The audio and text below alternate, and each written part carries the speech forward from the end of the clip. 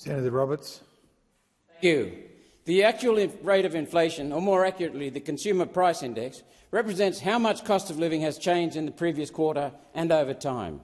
To measure the CPI change, the Australian Bureau of Statistics uses a basket of goods and services that should fairly represent the purchases of average Australian household would make.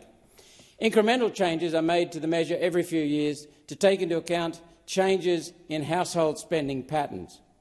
After many years of adjustments, chops and changes, the question now arises: how relevant is the CPI calculation to the lives of working Australians?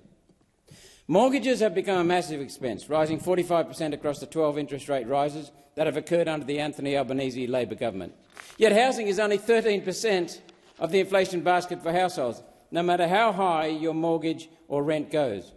In part, this is because the spending pattern that sets the weightings is taken from 2022, before Labor's inflation actually set in. The weighting in the basket given to holidays and recreation has increased to 12.1%. This is interesting, because holidays were really expensive during COVID, and then as the economy reopened, the cost came back down. Increasing the weighting for holidays has acted to reduce the inflation rate artificially. How accurate is that? Who can afford expensive holidays in the current cost of living crisis?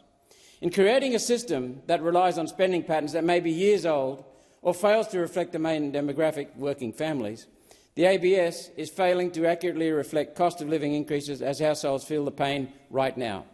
And governments can fudge the figures. Government subsidies on energy, for instance, reduce the inflation rate for energy, even though consumers are paying the full bill themselves, either through their wages or through tax. Inflation should be expressed before government cover-up payments, not after.